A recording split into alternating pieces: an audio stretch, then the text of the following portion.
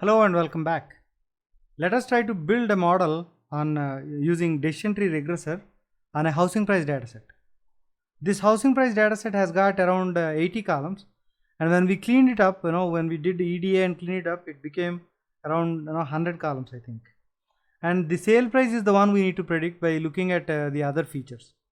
Okay, so we have taken the dataset and we used some custom transformer and a pipeline, a method which actually takes the features and used a pipeline to split the data into X and Y, okay, X train and Y train.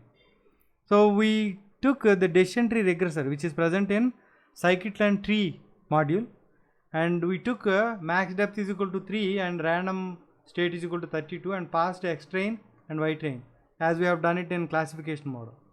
And we predicted and we tried to calculate mean squared error and R2 score. We have got 74% accuracy. That means the model is underfitted. When the model is underfitted, it is said that the tree depth should be high to make it more complex, and the leaf node should be more to make the model the best, right? So in order to bring the model to the best place, I am not playing with the depth and other things, and I am using the randomized set CV. We have seen grid set CV, like that randomized set CV is another method to automatically check for the best hyperparameters. But randomized set CV actually chooses 10 combinations. By default, it is 10 combinations. You can specify the number of combinations, right? How many combinations you want also, you can specify.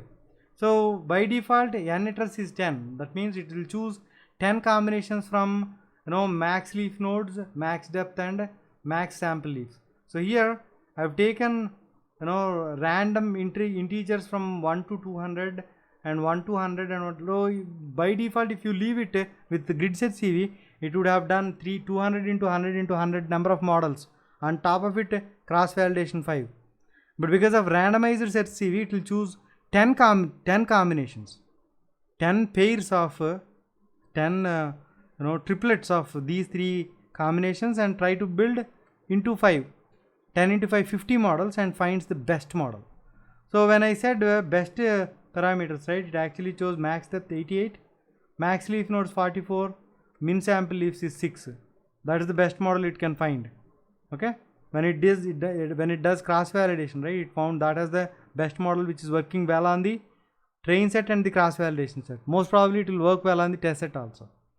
So we have got 87% R square score, and when we tested it on the test set, right, we have got 73%. So the model is still overfitting. So we may have to use grid set CV and maybe around this area, right? When you use randomized set CV, you will get a high level view of where exactly you get the best hyperparameters. So maybe around this area you can choose from 80 to 90 as the max depth, maybe max leaf nodes as 40 to 50, and min sample leaves maybe maybe 4 to 10, like that, and then you can actually build a grid set CV model and you can find the best model which works well on the train set and test set both. So that's how the decision tree regressor works. And at the end, before I finish this decision trees, we will never use decision trees as they are in production. We will always try to use ensemble models, the random forest, bagging, pasting and ensemble models as the models for production, because decision trees are always prone to overfit. Okay, so the overfitting problem can be resolved by building the ensemble models like bagging and pasting and random forest models. We will see that in next section. Ensemble models is the next session. Thank you.